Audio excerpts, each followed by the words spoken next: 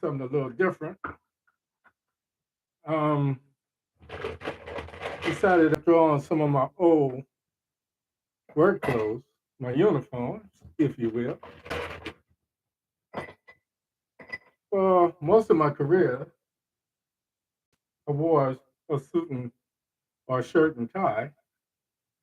So tonight is a special show, and I'm going back to my roots.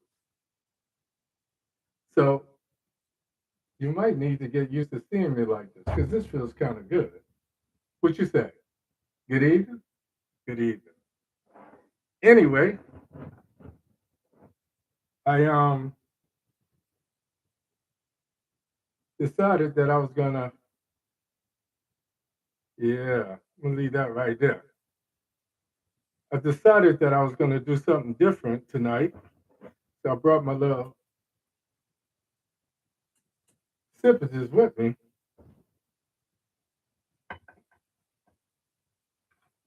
I'm sorry, would you like a drink? Would you like a drink? Oh, okay, no problem, no problem, no problem. Well, I'm gonna fix myself a little something, something here in the interim while I'm waiting. And in the meantime, in between time, I'm gonna say good morning, good evening. So this is the way I look for years and years and years.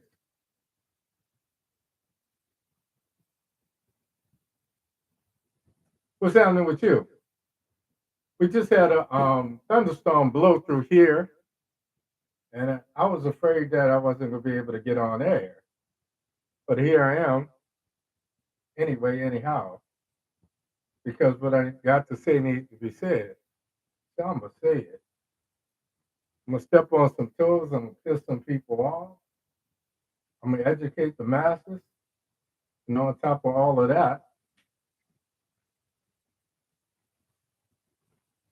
I'm gonna do it the way I do it. So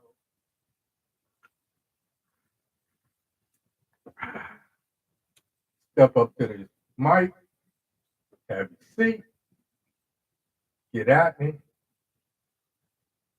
In the meantime, in between time, I'm gonna do the same old thing.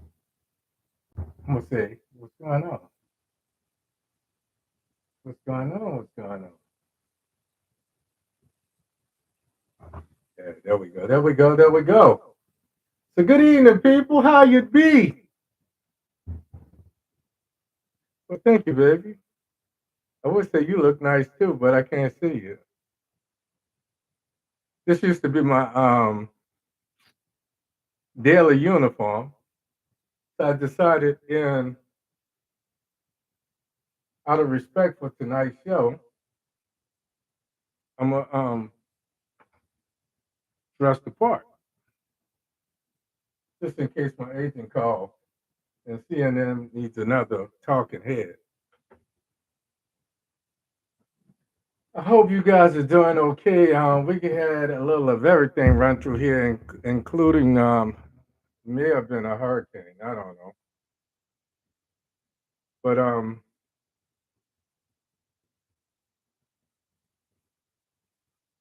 yeah. Happy Father's Day weekend. Well, thank you, sweetheart. I got a question. Anybody saw any Father's Day commercials? I think I saw one like Home Depot. Happy Juneteenth. Now that's more like it. What if we had freedom? What would we do with it? Launder it the way we've been doing since 1865? Uh, I'm on one tonight, people. So had that mess yesterday. Yeah, this is Florida. It was beautiful this morning, and then that weather came through. So it is what it is. I'm supposed to use glasses for reading in distance, but um, I usually don't. I usually don't. I usually don't. But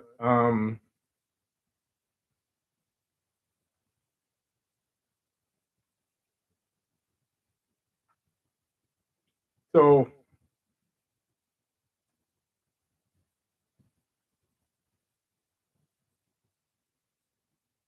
I don't know. Let's see what's going on. I got a lot on my head. I had some dental work done and my mouth hurt. I'm taking some medication and what have you. So I'm kind of not myself. I know what y'all thinking. If you're taking medication, then why the hell are you? Oh, that's just that's iced tea. This is iced tea. Can't you see the ice in there? um, I'm probably just gonna have one. Good evening, good evening, good evening. I tell you what, what's happening, Dennis? Yeah, I do clean up nicely. So I got my two homegirls over here. I got Mary there, I got Denise there, and then so I can see you guys on Facebook. So when the rest of you Facebook people come in, you know what to do. Throw me a heads up. Throw me some kisses. Give me some thumbs or something, or something, or something. So I'll know what's happening. I know you're in the house. Um, Folks, it's been somewhat crazy this last 2 weeks, mainly because since the month of June started, and I said this back in May, I wanted to celebrate the brothers. It's funny, I went through the situation of being persecuted um,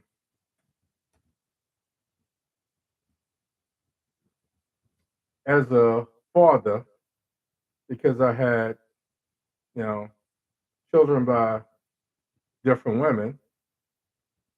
And I took it on the chin because I felt like, that's the part that I played in it. When I see my son going through the same thing, it affects me differently because I hope that somehow in the last 40 something years, that somehow we would have, women would have gotten a little bit more wiser. Um, some of those same women would have sons and they would be um, treating their sons and other people's sons differently, but that appears not to be the case. I'm waiting on a couple people. Oh, hey, girl. Oh, there's my hugs and kisses. I know when Lene comes in the house because she always gets the assignment and she shows me some love. She shows me some love. So I wanna say, hope that you don't mind. So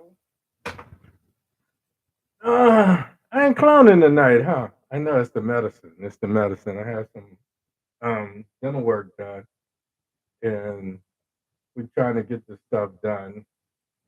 You know how I am about my smile. That's always been my selling ticket. So I'm trying to get 2 years of COVID plus 2 years of getting here and not getting the a dentist that I was satisfied with. Well, thank you, thank you, thank you, thank you.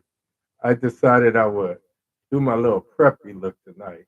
I got my different looks. This is my preppy business look, and then I got my round the way. Let's get fly. Yeah. So it depends on my mood. Tonight I want to celebrate the dads. I want to celebrate your dad, my dad. I want to celebrate your son. I want to celebrate my son. I want to see what I can do, say, and what have you. She called me Carlton Banks. Well, all right. Um, some of us are old enough to remember when that was a dance before Carlton did it and made it his own. But it's crazy, it's crazy, it's crazy, it's crazy. It's about, usually I would be clowning around, acting a fool, making fun of a song and not really singing the song. But tonight, I'm serious. I'm serious because all I asked was that you ladies talk about, you know, the men that are special in your life. You know, you could have talked about your son and the relationship that he has as a father with his children, or your relationship with your son and your daughter-in-law, or his baby mama, or however you put it. But that has not happened. And because that has not happened, I decided that I would make a big deal out of it. So um, that's what's happening. It's about 9 past the half, so I'm gonna go ahead and say good evening and welcome to the show. As you know, simply because Broad just kind of duded up, hasn't changed anything. I'm still Hank Batiste, and this is still OMITDALOGIC. Um,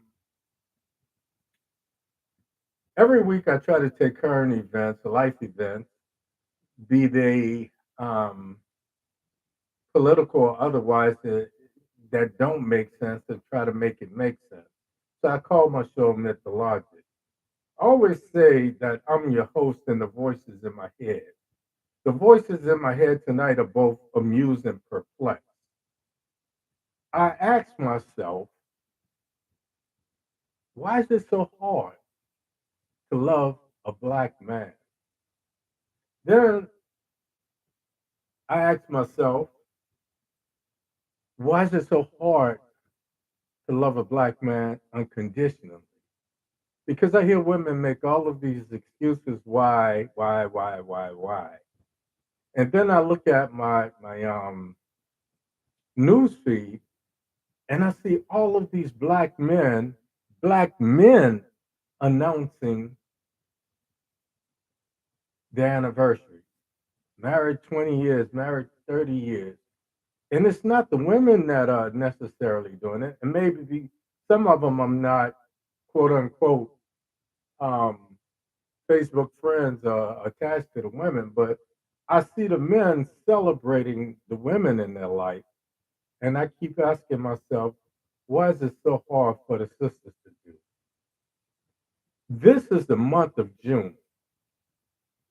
The month of June has been designated as the month to celebrate fathers. So May we do mothers, June we do fathers, and then in July we do Independence Day. So somewhere up in there they scrolled us. Then I saw this bit by a comedian that said Mother's Day is the second most popular and most celebrated holiday, second only to Christmas. And he made a joke about there's Jesus and then there's mother. And I don't have a problem with that. But I think somewhere in that Bible, there's a verse that says, honor thy mothers and thy fathers. It didn't say honor thy mothers more than thy fathers. And then I hear women with these toxic tongues, and I see some of these brothers are picking up on my energies, and they're trying to be more diplomatic and posing some of the same questions that I've been posing. Why is it so hard to show love to another woman's son? Because I promise you, your son will be treated the way you treat another woman's son. And then I hear women make all of these excuses. I hear women talk about men don't want to get married till they get older because they've hoed around and now their plumbing don't work and la da da da da da da. And the last time I looked at TV, and I'm not coming down on women, But I've seen just as many, if not more, commercials for women dealing with things like incontinence and what have you, vaginal dryness. So the aging process affects all of us, not just men. The difference is all you have to do, and I don't want to get graphic, but it takes a little bit more. And since so much of, I said, sex is mechanical, in and out, get in and out, it becomes redundant after a while. And I'll be honest with you. I said I had kids by different women. I'll be honest with you. I can't remember all the women that I was with. And I'm not bragging, but one thing I will say, and this is the God awful truth, I ain't never raped a woman. I ain't never had to make a woman be with me sexually. And as Barry said, I've had my share, and some say I was damn good. There were very few that didn't come back for repeat performance, and some command performances, and some encores, and this, that, and the other. So if we were out there whoring, as you put it, who were we whoring with? Because the last time, and I'll be honest with you, I don't masturbate. And that's probably why I was with so many women. Why should I play with myself when there's so many men who don't want to be men? There's so many men who are confused about their sexuality. So when those women were left unattended, me in my younger years, I had a saying. If they come knocking on my door, it's my duty to give them what they came there for. And I'm not being egotistical. I'm not being any of that. I'm just saying that it's not cool for men to put women down, but by the same token, it's not cool for women to put men down. I ask the brothers to speak up, and I get told time and time again, nah, bro, mm-mm.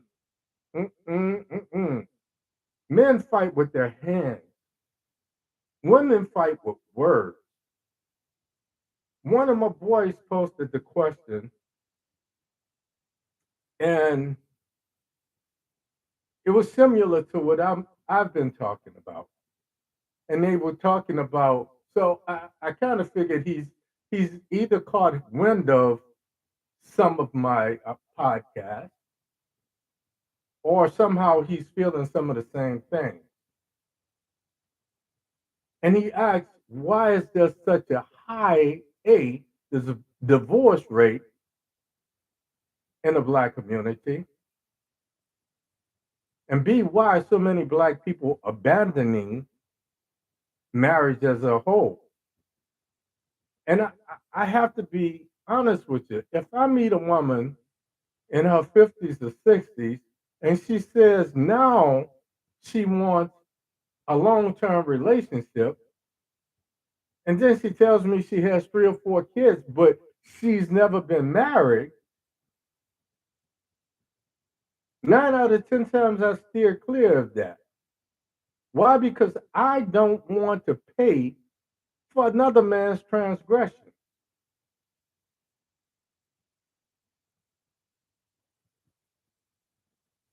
Let me say that one more time.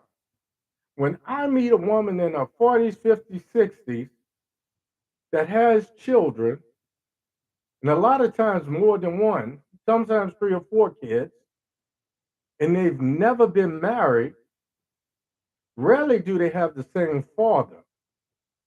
And now she's at a stage of her life where she's looking for a serious relationship, quote unquote, dating with a purpose, quote unquote, long term relationship, looking for marriage. What has changed in recent years that you were not able to fix in the first 40, 50, 60 years of your life? And those are some of the same women that have that toxic tongue talking about men hoeing and they shit not working and so forth and so on. So when I see this commercial with the women talking about the no leak panties and this, that, and the other, I don't put a woman down. I'm a healthcare professional. I understand that as we get older, these muscles inside the body is called sphincters. In women, the urethra is only an inch and a half long. So leakage out of the bladder is a common occurrence. Should I beat a woman up for getting older and having, losing patency of her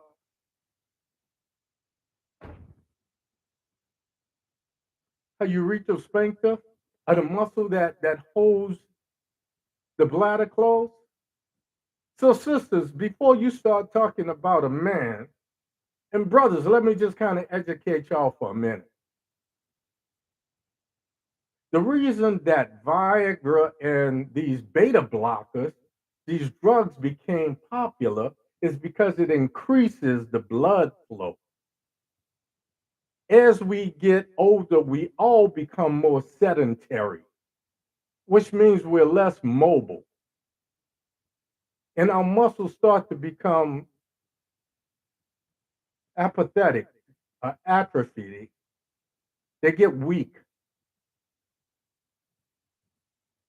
As we start to lose muscle tone, our body produces less testosterone. So if you want your shit to work, get your behind in the gym. And you don't have to lift like you lift when you were playing football 97 years ago. You don't have to run track like you did when you were in high school. You just need to do some basic things to build this muscle tone back. As you get more muscle tone, you get better circulation. As you get better circulation, the body starts to produce more testosterone. If you don't believe me, check it out on your own.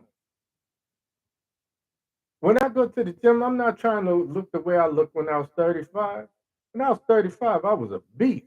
When I was 45, I was lifting 400, bench pressing 400 pounds. 10 days after my 51st birthday, I dropped 275 pounds. I was bench pressing, dropped 275 pounds on my chest. Dropped it. The only thing that saved me is I was in such good shape that it didn't crush my rib cage because I had all of this pectoral muscles, the chest muscles. The women that know me will tell you.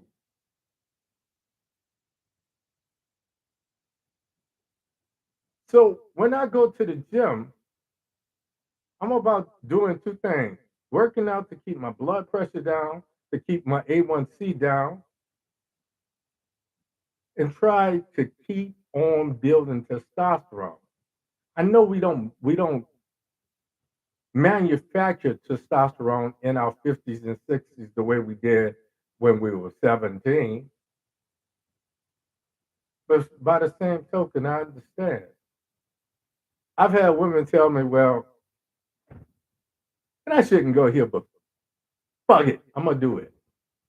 I've been with women and they give you a warning. Well, it's been a while for me and I have problems with vaginal dryness. I said, no, you don't. You just haven't found a man that excites you enough to make that thing work the way it's supposed to work.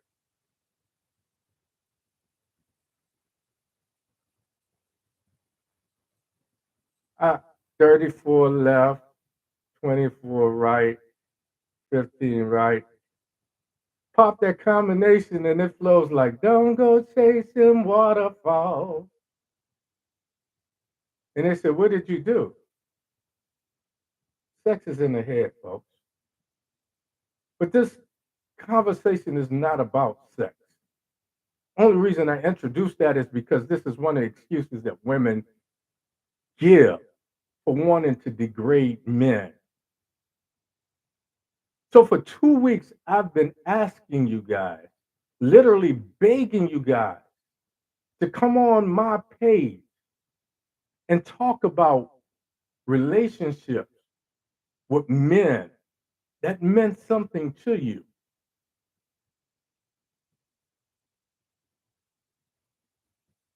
As early as March, retailers and commercial entities start promoting Mother's Day. As early as March. So we go from flying a kite to talking about Mother's Day. There's flowers, candy, full wardrobes, and family gatherings. Not to mention that there is not a restaurant you can go to on Mother's Day weekend, be it Chili's and Olive Garden to any five-star restaurant, and it not be fully packed, celebrating mom. 2, 3 generations celebrating mom. Then the following month of June, crickets. I keep hearing my mom's voice.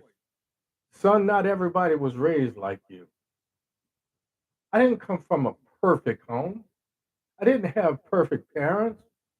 The one thing they did do perfectly, when they decided they weren't together anymore, they realized that they were still responsible for children. And I had the audacity, as children do, to ask my mom, Mom, what happened with you and Dad? She says, what happens between grown-ups is grown-ups business. That's between me and your dad. They ain't got nothing to do with you. And I want to say, yes, it do, because it looks like to me y'all still care for each other.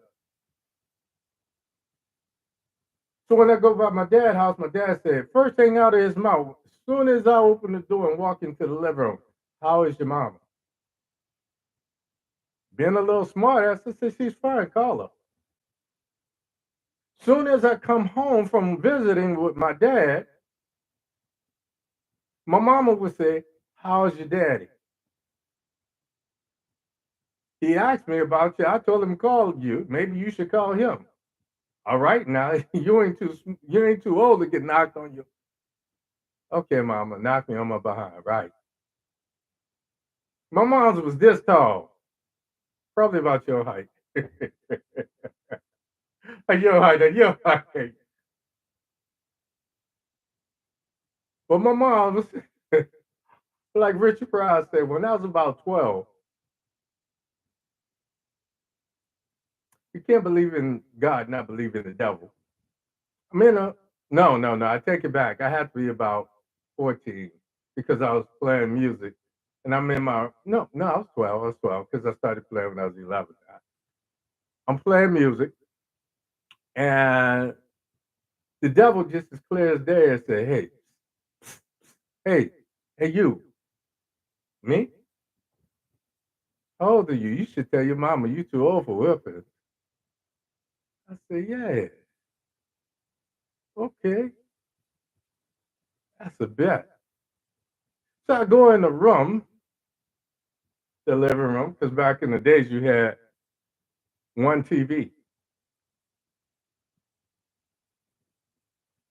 And I start bothering my mom. My mom was crazy about Cannon. Big old fat dude, little bitty fat dude with the big old belly. And he's running behind a bus and he catches the bus. I'm like, Mom, come on, man. This dude caught a bus. He can't catch his breath. Boy, look, get out of here. Don't be disturbing my program. If you don't want to watch TV, if you can't watch TV with your mouth closed, go back to your room. Because I'm about 2 minutes off your behind. I said, "Oh, well, since we having this conversation, I need to let you know I'm too old for whipping." Said, "Who you talking to?" And my mom stood up. And I backed up to my room, because I felt like I needed to put some space between she and I. And I tried to say, and this is how I knew it was the devil talking. It wasn't me.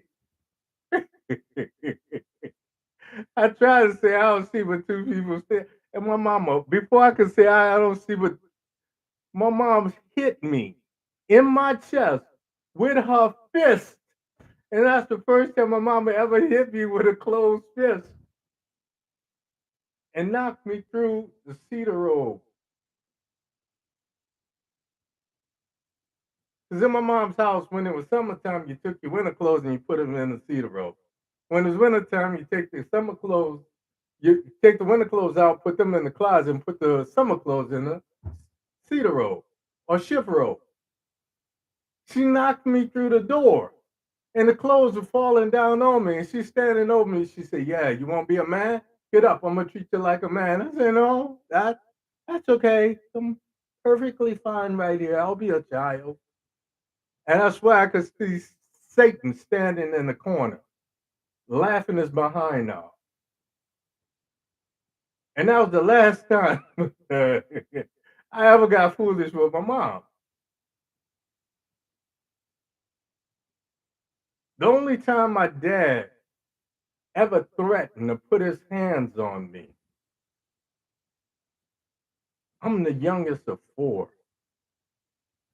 Everybody wanted to make sure that I could handle my own.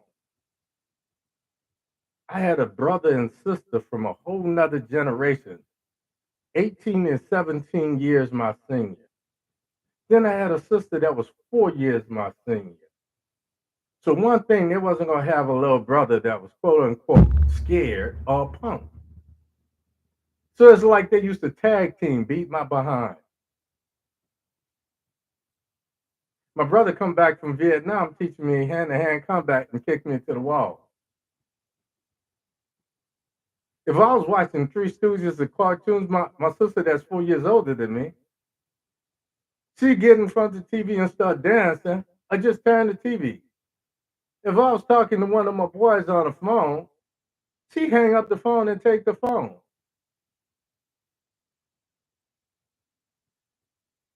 Now my sister could yoke. So I got to an age when I was about 10 where I had had enough. My older brother and sister, I figured out how to beat them psychologically. But my sister that was 4 years my senior, I had to show her I wasn't scared of her no more. So it was by my dad's house. My dad's giving us $10 a piece. But instead of giving us two $10, one for her, one for me, my dad gives my sister the $20 and told her get change and give me my money. Now my sister is definitely a daddy's girl. My sister used to iron all my dad's uniforms. Me, I lay around and watch cartoons until my dad said, "Come on, let's go somewhere." And he'd take me to the ballpark or we go someplace. So I decide if we ain't going nowhere today, I'm going home. Because I was just a little spoiled. I ain't gonna lie, just a little bit. So I said, "Give me the money. I let me go get change." She said, "No, you wait on me." I said, "I ain't waiting on you. You know your way home. Give me my money." She just hauled off and slapped me. Pow! My ear was ringing. I hit her with a uppercut in her gut, and she buckled. She folded like a lawn chair. And of course, my daddy didn't see her hit me, but I'd be damned if he ain't see me hit her. And my dad comes up there and he grabbed me. "Boy, you could hurt your sister. She'll never be able to have a baby." I'm like, "Dad, she hit me first. I'm tired."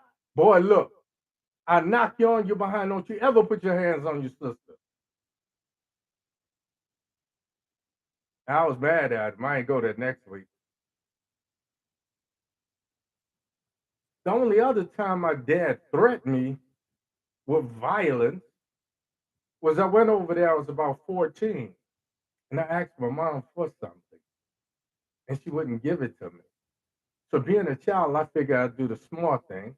I would pit my dad against my mom and have my way. And I went by my dad's house and I said, Dad, guess what mama did? And before I could say anything else, my dad grabbed me up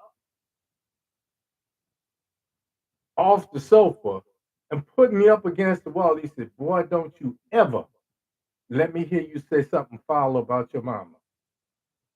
You have no idea how much that woman has sacrificed for your little narrow ass.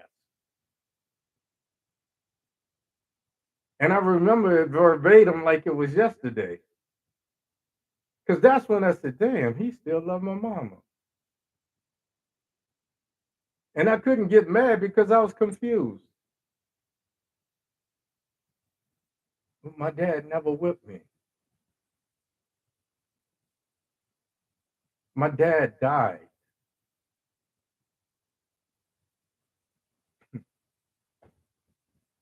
the 9th of September,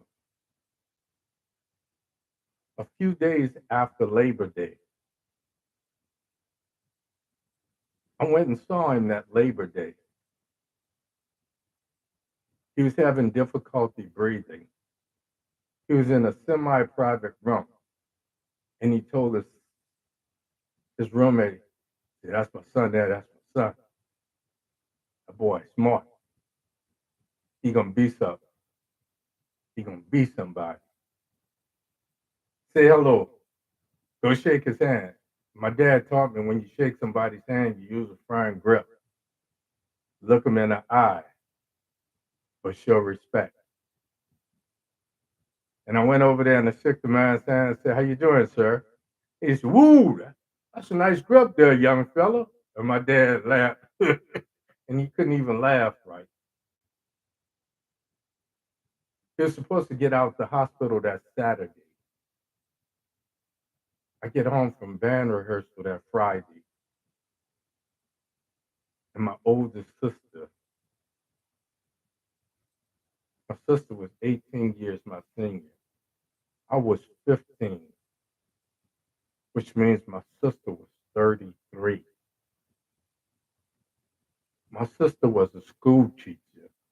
All she ever wanted to be was a school teacher. When my dad met my dad had saved money to buy a house. He took that money and put another man's daughter through college. So when I get home, me and my sister that's 4 years my senior, have the same father.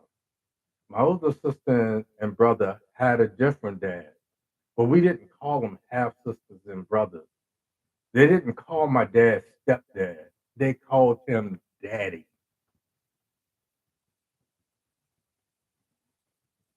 My sister opened the door with tears in her eyes. She said, Come sit down. I need to tell you something. Now, my older sister didn't live with us. I said, What you doing here? And I look at my mom, and my mom is sitting in a chair, and my other sister sitting on the sofa. I'm like, What's wrong with y'all? She said, Henry, daddy died. I'm like, Get shit out my face. The first time I ever cussed in my mom's house where my mom could hear me cuss. And I covered my mouth because I was expecting to get scolded. And my mom didn't say anything. She just looked up at me. I said, Mom, what's wrong with her? Why she always up with some foolishness? My mama said, Yeah, son, dad died. I said, No, no, no, no, no.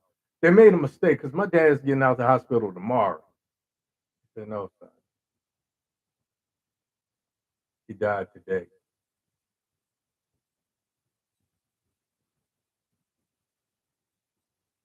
So my dad was not just looked at, and placed on a pedestal by us. My dad was admired and adored by everybody that he worked with. I used to love to go on my dad's job because everybody treated me special because of my dad. Black and white alike. So I kept looking at this guy in the coffin. Ain't my daddy. Ain't my daddy. Mm-mm. Just shy of my 16th birthday. And it wasn't until I was 18 that I could finally go back to my father's grave. My dad drank scotch. I drank bourbon.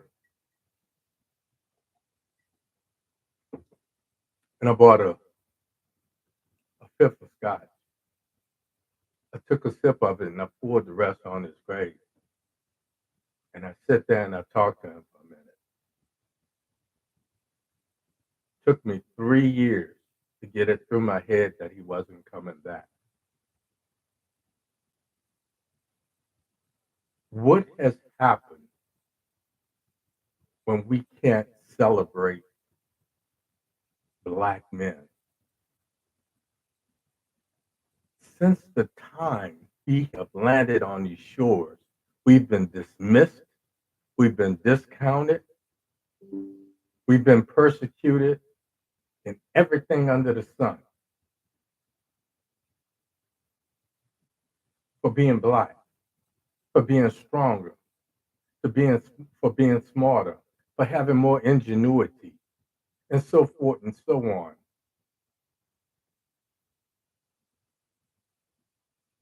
And one thing that we always had was women that understood our struggles. It was our women that understood that the system was stacked against us, that there was systematic racism. People say women stayed because back then they depended on the man for financial reasons. Au contraire. Back then, women went to school. Men started working as soon as they could to help out in the household. My dad said he got his first job when he was 9 years old. My dad had the good fortune of was blessed enough to work for the same employer, public service, New Orleans Public Service, for 32, 33 years. My dad had what you call juice, I call clout, that if he vouched for someone, they didn't even do a background check, they didn't check references. They say, okay, Bat, now if you vouch for him, you know you're responsible for him. And my dad would go to you and he would say, look now, this is a good job. They didn't talk about how much they was going to get paid, and what the benefits was. No, no, no, no, no, no, no. They were thankful to have a job. They were thankful to have a weekly check. They were thankful to have hospitalization. I'm from New Orleans. I wasn't born in Charity Hospital.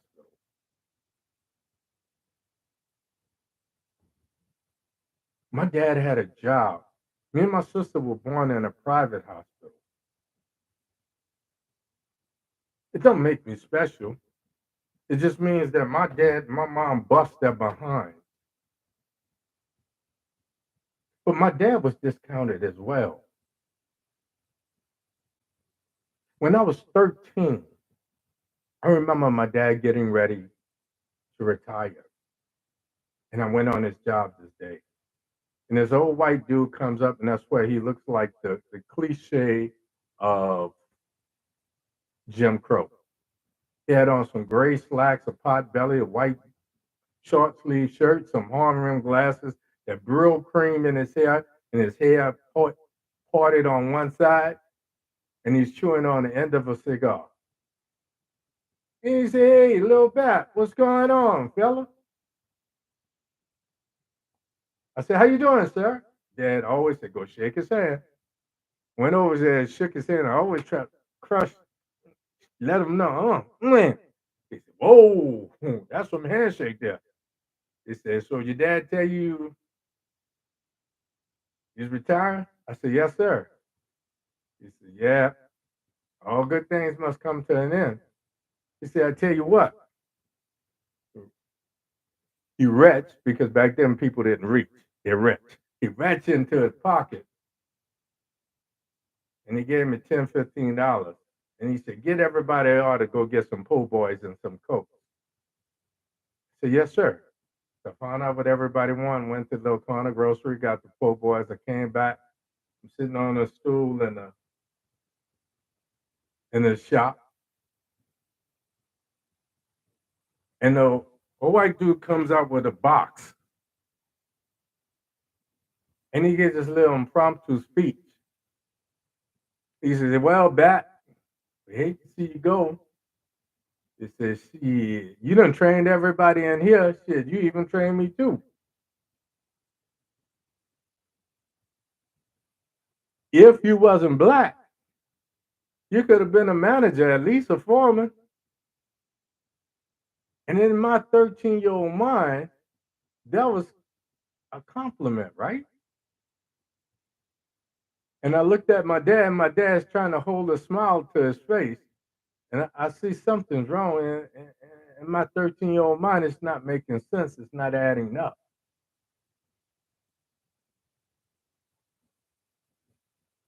And he said, "Well, Batty," and he gives my dad this watch. Well, it was Timex watches with the little flexible band. Now, back in the day, my dad had two watches. He had a Whitnall that he wore through the week. He had a long jeans that he wore on the weekend. That's why I have a watch fetish. I have 9 watches.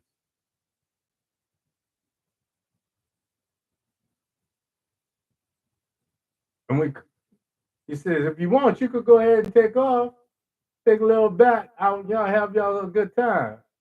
My dad said, "Well, thank you, sir." I'm still looking like,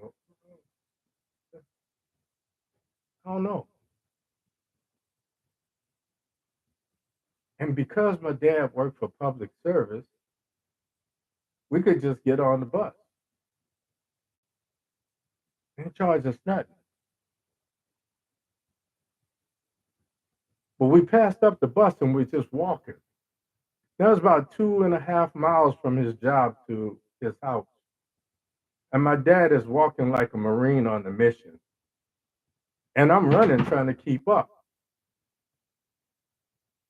And every time I would catch up with him, I said, "Dad, Daddy, let me see the watch. Let me see the watch, Dad. Dad, let me see the watch." He said, "You don't want this junk." And we were about to cross the street. In New Orleans, we don't call it a median. We call it a neutral ground, but we don't say neutral. We say neutral ground. So when we got on the neutral ground, my dad stopped cold and he grabbed me and he went down on one knee. He said, "Son, never teach the white man everything you know." He said, "Because after that, he ain't got no use for you." Like, huh? And then we made it to the house. And when we got to the house, my dad threw the box up in the top of the closet. And he said, "I'll buy you a watch for your birthday." He said, "Always have your good watch, because time is one thing you can never get back." Now, my dad was a man of few words. So to get 2 lessons from my dad in one day, I was overwhelmed. I'm like, whoa. And it wasn't until I left that cocoon where everybody knew my parents, everybody knew my grandparents. And as a result, they treated me a certain kind of way. I could walk the street with impunity. Everybody knew my big brother. My big brother was the Black Panther. My big brother was the black sheep in the family. You name it, my brother did it. But I was a little militant. I taught him how to put M80s in mud and make grenades. And they used to call my brother Bear. They said, Bear, where you get the little militant from? He said, yo, little Bear, how you learn that? I said, nigga, read a book. Because I always had wit. That made me feel grown when I could come with a snappy retort.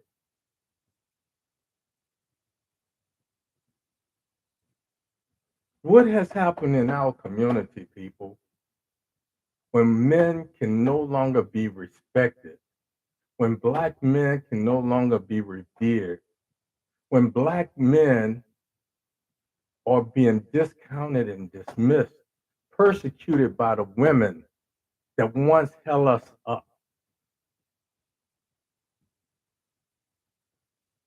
I got one more thing for you. Today is somebody else's son that you're persecuting. Tomorrow is going to be your son that you're defending. So when I ask you to celebrate the men in your life, don't worry about what the other women say, because I got a feeling that all of those women are waiting around for somebody to say something adoring.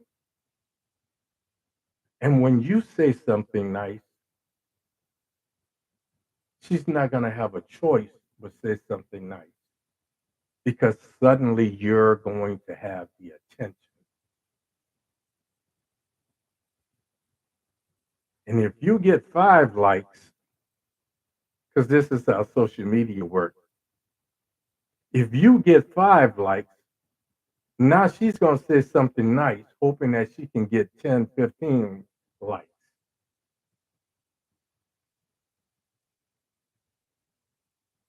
Then somehow, some way, we'll start this thing, headed back in the right direction. I took it on the chin. I carried the burden on my shoulders. But when it's happening to my son, it affects me a whole lot differently. When I got older, I started treating women differently. I started appreciating women more, not because my shit don't work. I promise you it works. There's a few women on here that could vouch for it, but I ain't calling no names. Hallelujah. I started treating women differently because I had daughters now. And I realized that the sins of the father was going to fall on the daughter. If I mistreated someone's daughter, another man was going to mistreat my daughter. So, ladies, I say to you, treat the men in your life.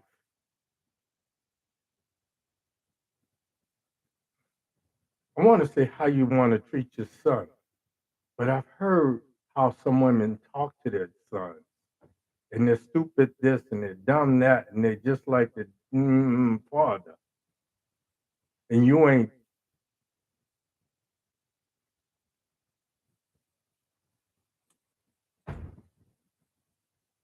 But I promise you, if you mistreat somebody else's son, tomorrow somebody's going to mistreat yours.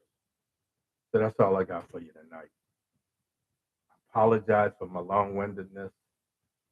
I wanted to share something with you about my dad, but more importantly, I wanted to share what I think is going wrong. I ain't getting into all the historical back and forth of how this, that, and the other, because all of that is irrelevant. Let's make a declaration, a vow, right here, right now.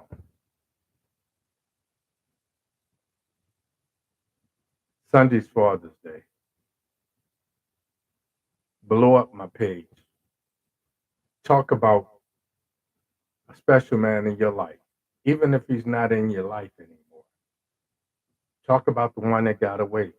Talk about that ideal man and what you're doing to make that dream a reality. Better yet, talk about the man that your son has become.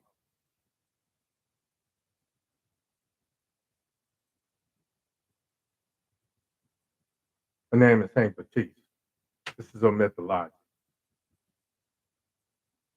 Go to my page, YouTube, sign up, subscribe, hit the thumbs up. Leave me some positive words of wisdom. More importantly, share it with somebody else. As always, before I go, I want to thank you. All the things you could have been doing tonight, this Thursday night, you chose to be here. And that's the ultimate sign of respect and love for me. I can't put it into words how humble it makes me feel. And with that, I will see you here next week, same Baptiste time, same Baptiste place. And as I always say, don't be so afraid of dying that you forget to live for a purpose. Because the one thing about this game called life, nobody leaves alive. And always important, I wish you love. I wish you peace, 2 fingers to the sky. Like your man, Cat Grease. I'm out of here, folks. Thanks for tuning in. Good night.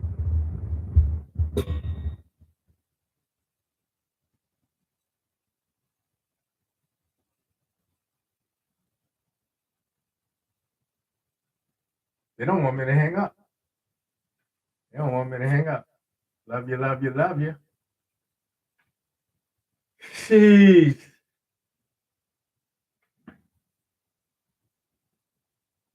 That's a big old word. I don't even know what that means.